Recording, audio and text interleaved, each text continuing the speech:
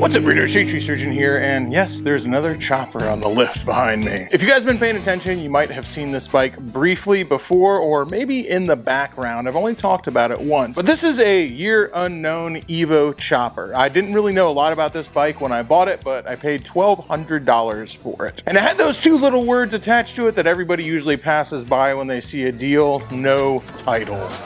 No ticket.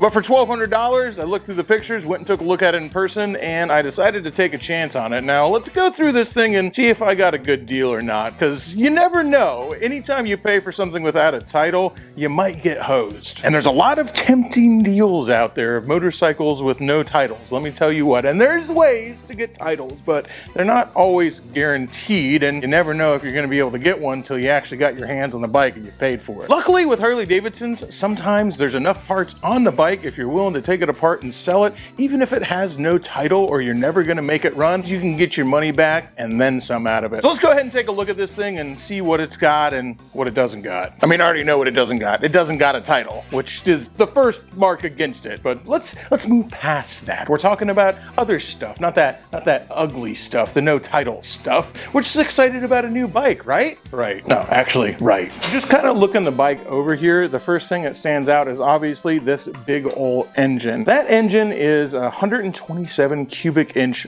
Ultima Evo engine that they claim can make over 130 horsepower. More on the engine later. We're gonna tackle that last, but that's a big reason why I picked it up. But again, we'll get back to that. One of the big things that stood out to me on this bike is the fact that they would have that big old race engine in this frame. The frame doesn't look like it was made for that, and if any of you guys have ever ridden a big inch engine in a rigid frame, you know that it can be pretty rough. Everybody wants to go fast, but honestly, a regular 80-inch Evo when you're in a rigid frame is actually going to serve you a little bit better unless you have a balanced motor, and the Ultimas are supposed to be pretty well balanced, but I've never ridden one. But back to the frame. So this is not an Evo frame, and while any big twin frame can fit pretty much any big twin, sometimes there's some clearance issues. Not originally for an Evo, it's for a shovel head. I originally wasn't aware of that, even though I thought it was kind of weird that they had this 35mm front end with this gigantic motor. But Joe the Mountain Jedi took a closer look at it, and he saw a bunch of mounting points on it, and that the coils are mounted and everything's kind of crappily welded in there, and he goes, well, there was originally a shovel head in that frame, not an Evo. And honestly, that begins to tell me a little bit of a story about this motorcycle. If it originally had a shovel head in it and not an Evo engine, somebody replaced it with this. Now, whether they sold their shovel head engine because sometimes they're worth more money than an Evo, even an Ultima big inch one like this, or whether they blew up the shovel head and decided to put a big old race motor in it, I don't know. But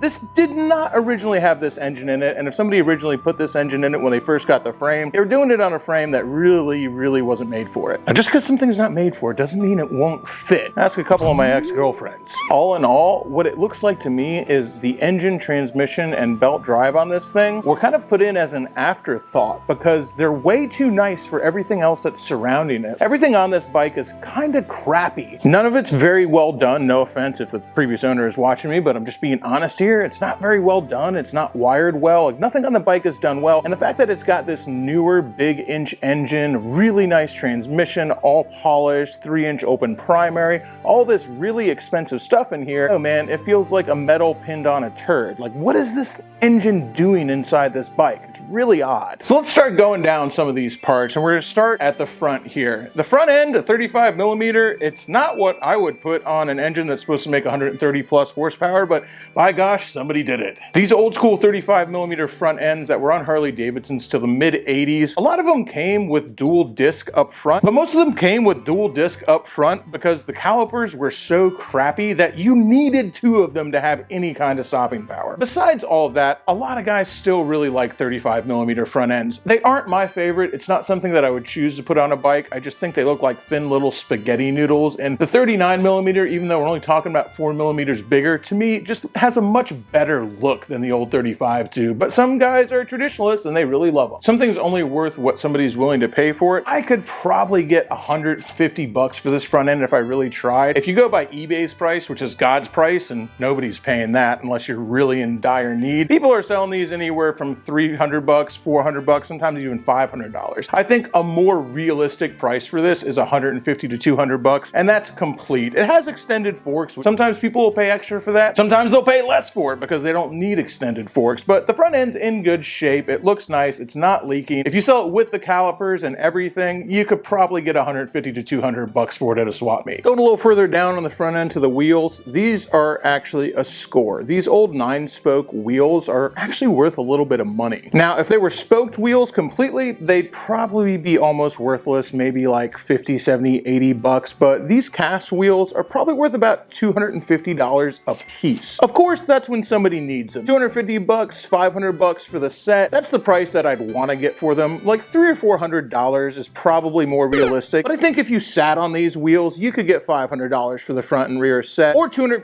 to $300 a piece, again, if you waited and you didn't have to sell them right away. Coming over to some really nice parts on this thing again, like I said, not a fan of the 35mm front end, but this 35mm Screaming Eagle fork brace, they're actually worth a little bit of money, or at least more money than you would think. When you look at it, you say, well, it's just a piece of billet aluminum. How much could you possibly get for it? But people get $200, $300. I've even seen them for sale for $400. Realistically, I think that a used Screaming Eagle fork brace that's in good shape, it isn't all marred up, and you know, the threads are good, it's probably worth about 150 bucks. Again, 150 bucks if you're gonna sell it right away, if you're selling it at a swap meet. If you can wait, I think that you could easily get $200 for it. To me, that seems crazy. I wouldn't pay that for a 35mm front end, but I see them go for that all the time. We've also got some billet forward controls on here that aren't exactly in the best shape. Now keep in mind, it's not the actual controls that are messed up. The controls themselves are made out of billet, so they're not flaking off. They can be polished up. They're actually in pretty good shape. But these foot pegs and the foot peg mounts, they're chrome plated, and they were probably made pretty cheaply, and all that chrome is flaking off. So these are gonna be like bargain basement parts you see in a box for like $5 or something like that. And if somebody just happens to need one because they scraped one of theirs off, they don't care what it looks like, you could get a couple bucks for them. But they're almost throwaway parts, so I'm not even gonna count them. The actual controls themselves are in perfect shape. They're beautiful. They just need to be cleaned off. They don't even really need to be polished. They look like they could just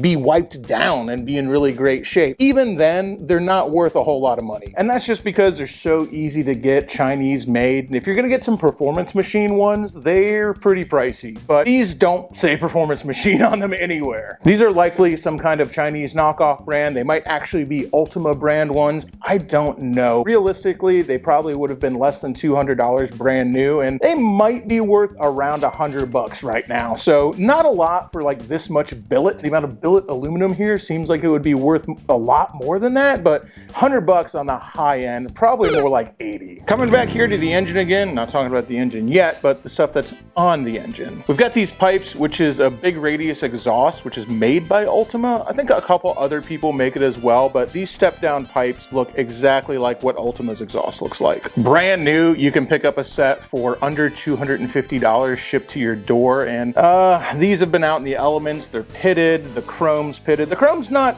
ruined, the chrome's not flaking off. You could polish these up. You could get a little bit of lime juice and some aluminum foil, and these would shine right up and they'd look really good. But once chrome starts to pit, it's always going to pit in those spots again. So even if you shined it up, you have to keep on top of it. Really makes these not worth a lot of money. They're kind of specific to Ultima engines. The big radius exhaust is what they recommend to run on them, and it's what they make their peak horsepower numbers with. It's weird to me. I don't know enough about engines to comment on that. I always thought that a 2-to-1 would be the ultimate horsepower numbers, but what Ultima recommends, what they get the most horsepower out of their engines with, is this big radius exhaust that they sell. Stepped, there's something to it, like the way that it cuts down to create back pressure apparently has something to do with it. I don't know. Again though, these pipes are probably worth like maybe 100 bucks, and even then it'd probably be kind of hard to sell them. I'd say 100 bucks at the most, and it'd take a while to find a buyer. We've got an SNS cover and what looks like a Super E behind it, but it might be an Ultima carb, it might be a knockoff, and if it is, it's worth less. So I'm gonna pull this cover off and see what we're working with back there. And even if it is an SNS, it's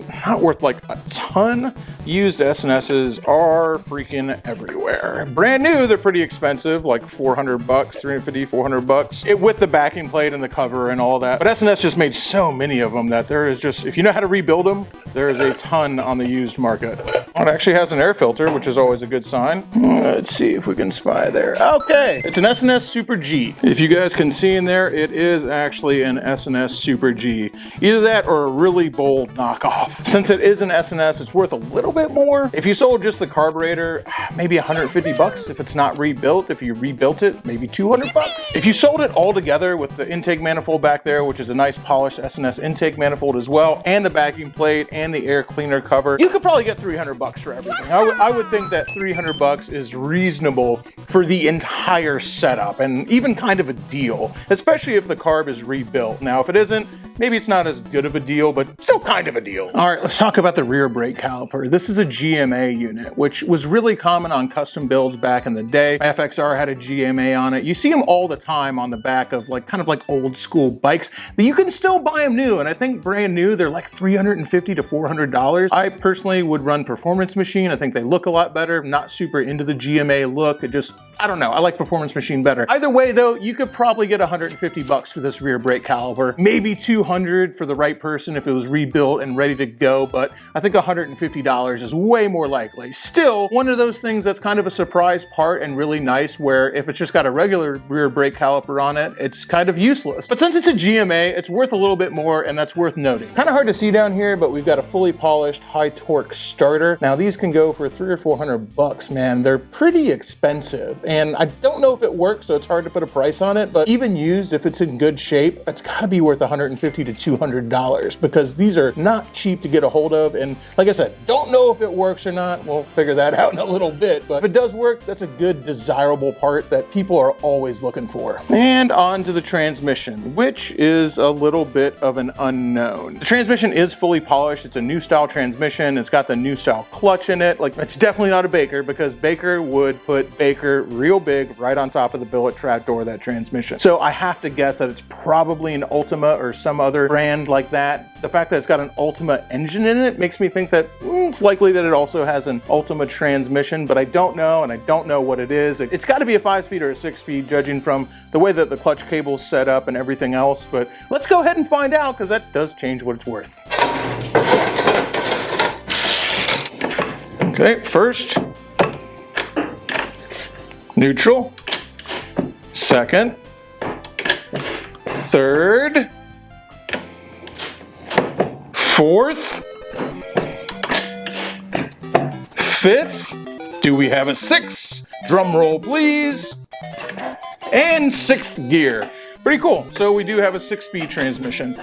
Since it doesn't say Baker on it, I'm going to go ahead and assume that it's probably an Ultima 6-speed transmission. I don't really know much about those, unfortunately. The only thing I really know about Ultima 6-speeds is about 800, 900 bucks. Sometimes you can find them less for the builder's kit. That's one that you would just shove into an existing case. It has a really nice billet case though. It's polished, it's a really nice case. A nice billet polished case is probably worth a couple $100. So all together, with the nice polished case and the polished billet trap door and all that, and the fact that it's a 6-speed, I don't think it's crazy with the case to ask $500 or $600 for a 6-speed transmission. It feels like it shifts really nice just sitting here spinning the rear wheel, but that doesn't say how it'll perform in a bike, so there's some unknowns about it. But like I said, I think $500-600 is not out of the question with the case. Now this BDL open primary 3-inch belt drive, this is a really good piece, and honestly, I might have bought the entire bike just for this. There is a slight mar on it up here, so it's not perfect, but other than that, it looks to be in really great shape, man. And these things go for anywhere from $2,500 to sometimes almost $3,000. So used, I think that it's realistic with the mar that you could get out if you wanted to, but with the mar, I could say this is probably worth at least like $1,500. I really think so, man. And this BDL belt drive right here, the fact that it's a BDL, it's not a knockoff, it's not a RevTech, it's not an Ultima, it's an actual BDL. This was worth buying the entire motorcycle for. There's a few other parts down here that could possibly be worth money. The coil, if it works, could be worth, I don't know, 40 or 50 bucks possibly. The oil tank back there, that could be worth maybe 40 or 50 bucks. We got this Lockhart oil cooler up here, which if it was in good shape, it might be worth 100 bucks, but it's not. It's got some smashed fins in there, and the chrome on it isn't perfect. So that's again like 40, 50 bucks maybe for the Lockhart oil cooler. These are all kind of the things that it's hard to count as being worth anything, because you never know if you can actually sell them. Like these turn signals panels up here. At one point, they were probably like 60, 70 bucks, maybe even more. They look really solid and heavy, and they look like they used to be nice, but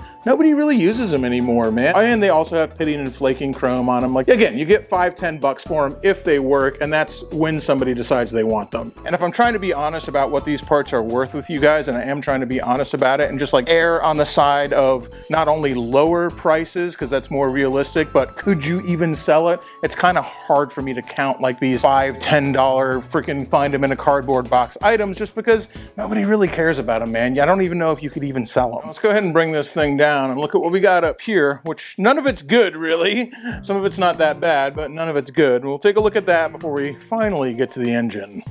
Kind of hard to tell on the camera, but I don't know what is up with the paint on this tank. It's got all these like pieces on it that look like it almost melted or something, or somebody painted it who didn't know what they were doing. Somebody who knows about paint in the comments will probably tell me, but it looks like somebody just put it on insanely thick and then it like smudged. It's really odd. You can kind of see what I'm talking about right there, where it looks like smudged or smeared almost. And even outside of that, these old school stretch tanks that fit around the seat and kind of mold around it, nobody runs these things anymore. So even if this tank was in perfect condition, it'd be a hard sell. 40 or 50 bucks maybe, and you'd have to find the right buyer. I haven't even looked inside it yet, so let's see if we can get one of those gas caps off and see what it actually looks like in there. Oh, that doesn't look great. Definitely smells like turpentine. Oh yeah, that looks like somebody creamed the tank, but they didn't do a good job because it's all coming up and there's rust underneath it, like bubbling up the cream on the tank, which is not a good sign. And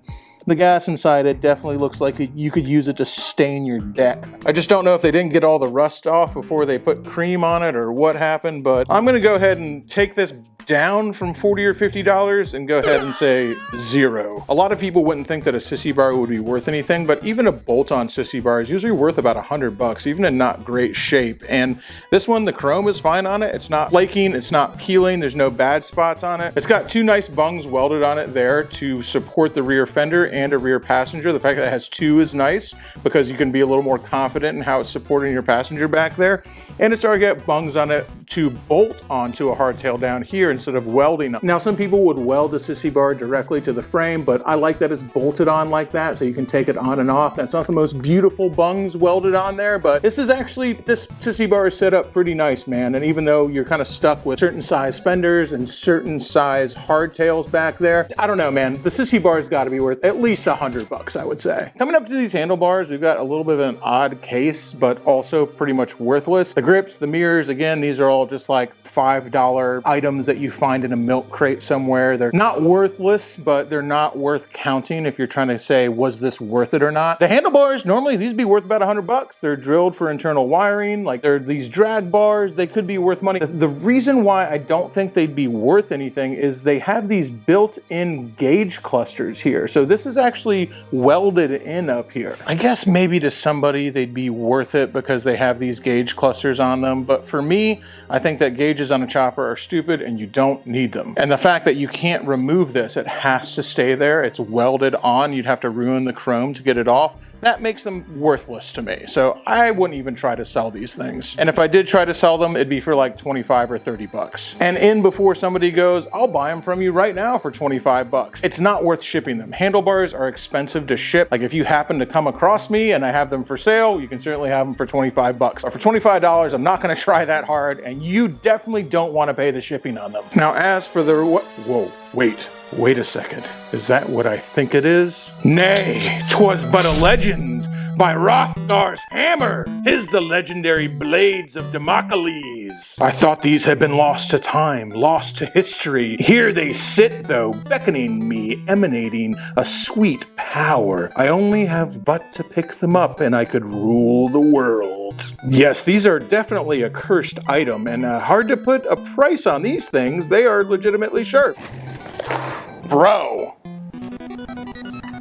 These legendary blades full of story, myth, legend, heartbreak, and covered in blood. Yay, I could add thousands, tens of thousands, hundreds of thousands of dollars to the price of this motorcycle just for the blades alone. But such weary and fey blades of legend and disaster. Nay, I shall name them priceless, and I will not let them out of my sight for any amount of money. What I would need for you to obtain the blades of Damocles is a price you would weep to pay.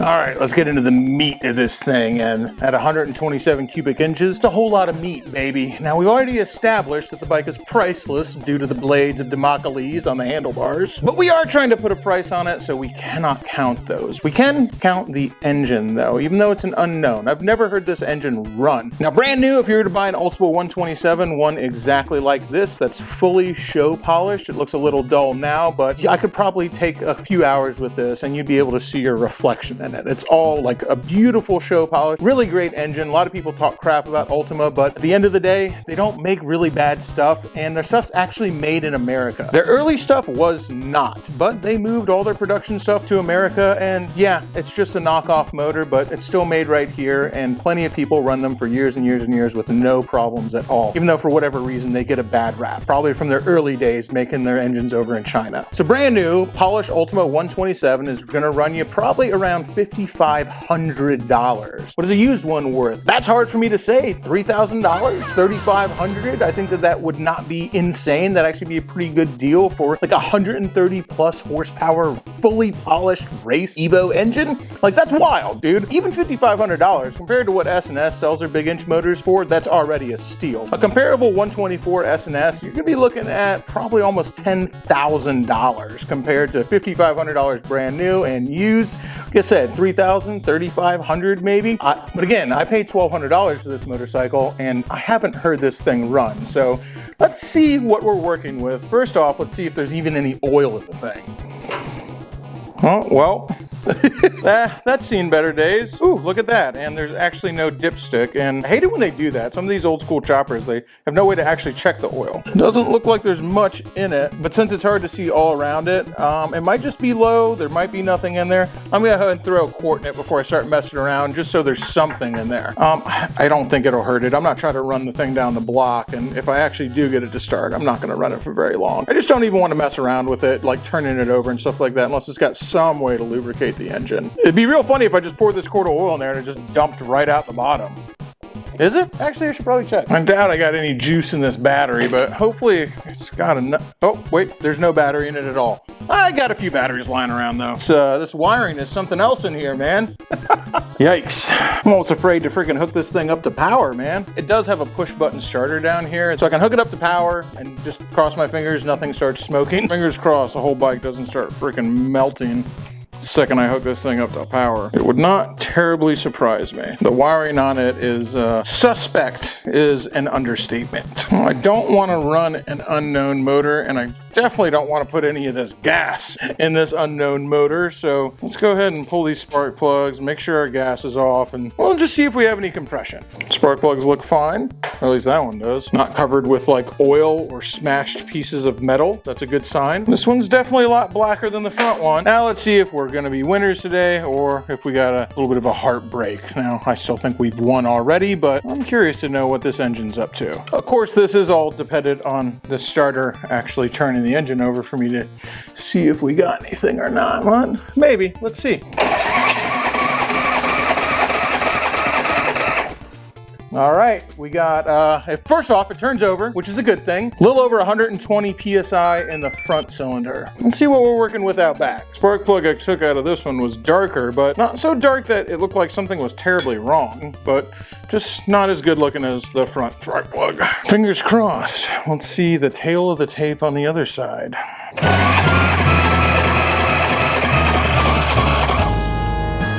not as good. So we're only showing about 90 PSI in the rear cylinder. That's not the best sign. Something's definitely wrong back here. Does that mean I got ripped off? I don't know. I guess that'll be up to you to decide. Motors can be rebuilt. If it's got a blown head gasket or something like that, it'd be pretty easy. I want to take a look down at that cylinder, though. It's still making 90 PSI. So 90 PSI, it would probably run if I threw gas and spark plugs in it. But since I don't know what else is going on with the bike, I really don't want to start it up and risk really messing something up. Not without some closer inspections. A little bit of a kick in the nuts to see 90 PSI in the rear cylinder of this big old engine, but I'm still feeling pretty good about this thing. I still think I got a hell of a deal. I didn't talk about the frame. It's a Palco frame. The frame's probably worth, I don't know, $600 or $700 maybe. Maybe. I could even probably get a title because it's got an MSO and a VIN and everything like that. Like, I could get a hold of a title if I really needed to. Now, for the price I paid for this whole motorcycle and all the other parts that are on it, and to be honest with you guys, even the engine with a low PSI in the rear, I still think I made out like a bandit. What do you think, though? Let me know down below if you think I made out on this one or if I got taken for a ride. When it comes to parts and selling parts on bikes and what they're actually worth, nothing's worth anything more than somebody's willing to pay for it. So don't sit here and look at every bike on Facebook Marketplace and go like, dang, I can turn around and sell all this stuff and make my money back. Let me tell you what, man, as somebody who has a lot of motorcycle parts, going through the rigmarole of actually selling them is actually very difficult. It's a lot of work, and these guys who sell on eBay and go to swap meets, they put in the work for the money they get out of their stuff. A lot of times with nice parts that I like, I'd rather just kind of hold on to them for a project that I might do later. Some people would call that hoarding, but I don't like those people. Those people can go ahead and shut up, man. That's my character.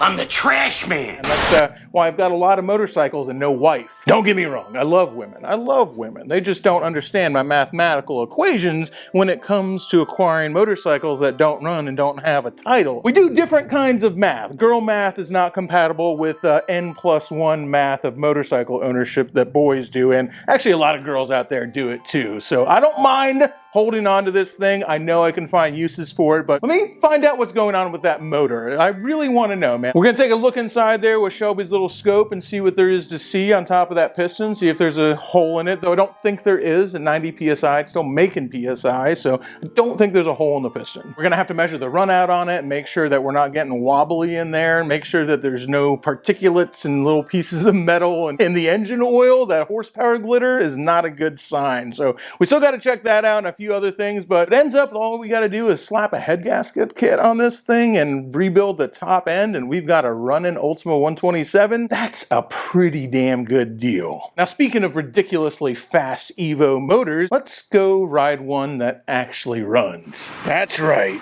the hipster final boss, the return of the Vomit Comet, aptly next to the porta potty that everyone keeps talking about. I don't care, I think it makes a great backdrop, especially for this bike. That's like its lighthouse in the background. Well, let's get to it. That's enough talking about big inch Evos with low compression. Let's ride one that's running exactly as it should. What is dead may never die.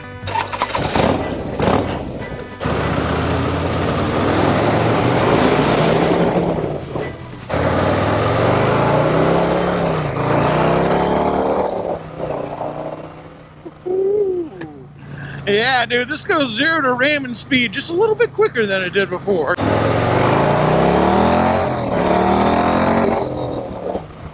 Oh, I like that.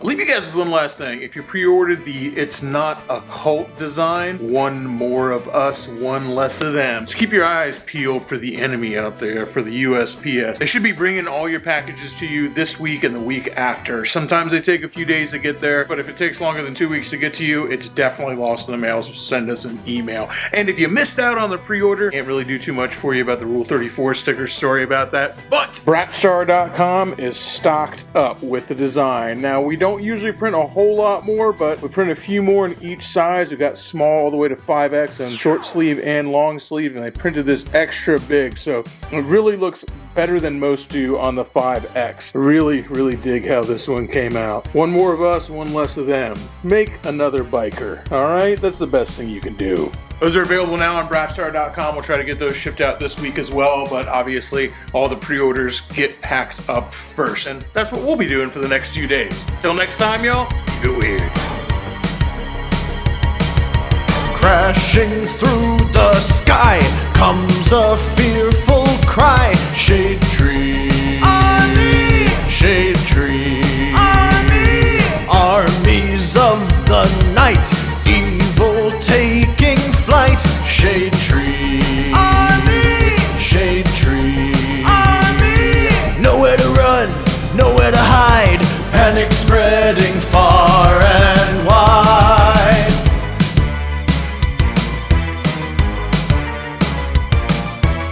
can the world oppose the deadliest of foes? Shade Tree Army! Shade Tree Army! Who will risk it all to end the evil call of Shade Tree Army! Shade Tree Army! They never give up, they never say die, walking tall with banners high. Shade Tree Army, a ruthless gang of scum, villains, freaks, and bikers determined to rule the world.